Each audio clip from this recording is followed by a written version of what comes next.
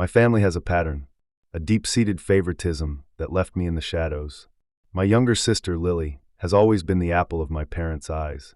When I learned my grandfather left me $500,000, I thought my life would change.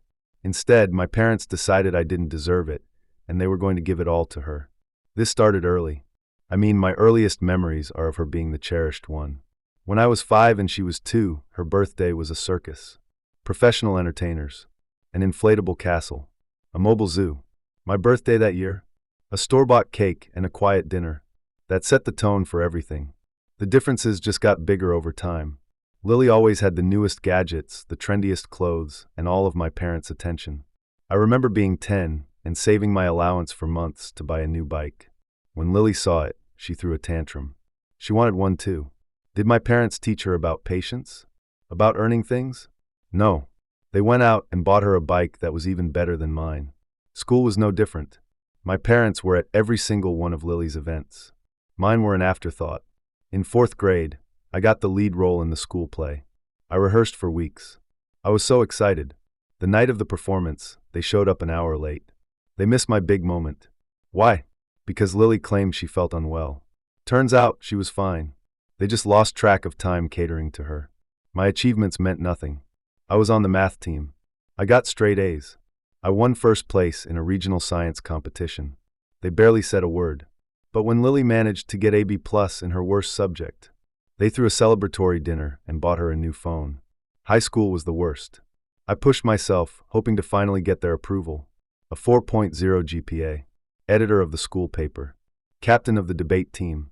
Lily just coasted by with C's, mostly just socializing. My junior year, I was selected for a prestigious summer program at an Ivy League school. It was an incredible honor. I told them at dinner. My dad just grunted and changed the subject to Lily's upcoming dance recital. My mom gave me a quick, "That's nice." On the day I had to leave, they couldn't even drive me to the airport.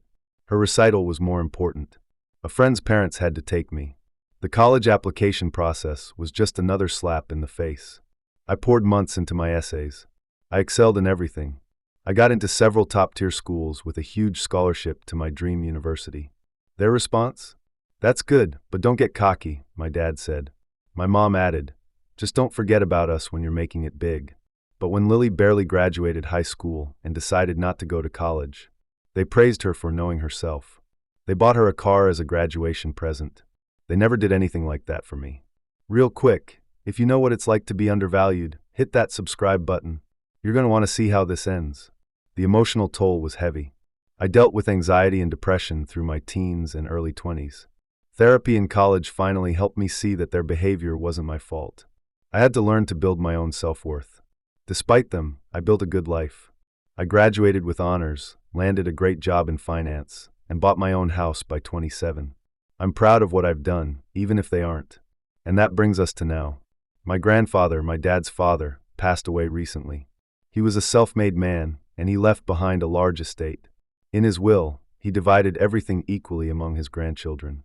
My share was about $500,000. It was life-changing. I could clear my student loans, secure my future, maybe even start a business. I was thrilled.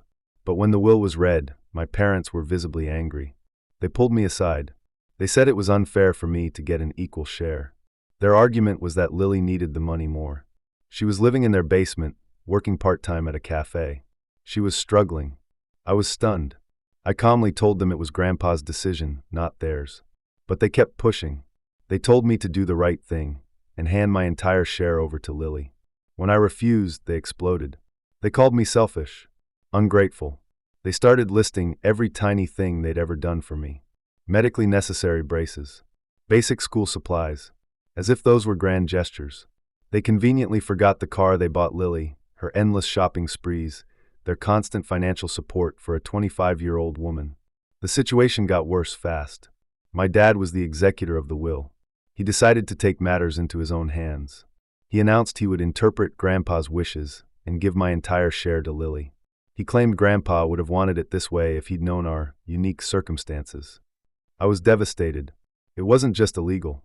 It was the ultimate proof of how little I meant to them. I tried to reason with them. I pointed out that Grandpa always treated us equally. He knew our situations perfectly well. My mom just accused me of disrespecting his memory. They claimed Grandpa had secretly worried about Lily's future. When I asked why he didn't write the will that way, they had no answer. Lily just stood there. She looked uncomfortable, but she didn't say a word against them. When I tried to talk to her alone, she just shrugged. "Mom and Dad know what's best," she said. Betrayed and hurt, I went to my grandma, Grandpa's widow. When she heard what was happening, she was furious. She confirmed my parents had zero legal right to change the will. She told me this was the exact opposite of what Grandpa wanted. And then she dropped a bombshell. Years ago, my parents had tried to convince Grandpa to leave everything to Lily in his will. He refused. He insisted all his grandchildren be treated the same. And he even put a clause in his will saying that anyone who contested the equal distribution would lose their own share. Armed with that, I confronted my parents. My dad tried to justify it, but the guilt was all over his face. Grandma acted fast. She called the lawyer and the other executives. She told my dad's siblings, and they were outraged. Together, they shut my dad's plan down. My parents had to back down, but they were furious. They accused me of turning the family against them. My mom cried, saying I'd fractured the family. My dad threatened to cut me out of their will. I just told him I never expected anything from them anyway. He even said I wasn't welcome in their home if I took the money. Then my mom delivered the final blow. She said accepting the money proved I never loved them and was just waiting for them to die. The family is divided. Some of my cousins support me. They've seen the favoritism my whole life. Others think I should have just given in to keep the peace. Lily is caught in the middle. She privately told me she feels guilty, but she's too scared to defy our parents. I can't really blame her. She's been conditioned to need their approval. Still, for once, I wish she'd stood by me. This whole thing has brought back a lifetime of pain. All the missed birthdays, the ignored achievements. I'm standing my ground. I'm taking my inheritance. But the tension is exhausting. My parents barely speak to me. I skipped our last family dinner. I just couldn't face them. But through all the pain, I feel a spark of empowerment. For the first time, I am standing up to them. It's painful, but it's also liberating. It's been 6 months. Thank you all for the support. It gave me the strength I needed. Legally, I secured my inheritance. My lawyer confirmed my dad's actions were illegal, and with the help of my grandma and my aunts and uncles, the will was enforced. My dad was removed as executor. My parents had no choice but to back down. The family fallout was huge. At first, my parents doubled down. They called me greedy. They tried to turn everyone against me. But most of our relatives saw through their lies. My parents even crashed a family party my aunt was hosting. They showed up uninvited and caused a huge scene. My mom threw an old photo album at my feet, screaming that I was stealing from Lily. My grandma has been my rock. She told me Grandpa was always proud of me. She showed me a scrapbook he kept of my achievements. Clippings of my academic awards, my college acceptance letters, even the program from that play my parents missed. It broke my heart, but also healed a part of it. And Lily, she finally spoke up. After some long talks with Grandma, she came to me and apologized. We had a long, emotional conversation. She admitted the favoritism wasn't as great as it seemed. It robbed her of her independence. That was a turning point for us. We meet for coffee now, supporting each other. She decided to use her inheritance to go to college. Our parents were shocked. I think they finally realized their coddling had only hurt her. My mom has actually started therapy.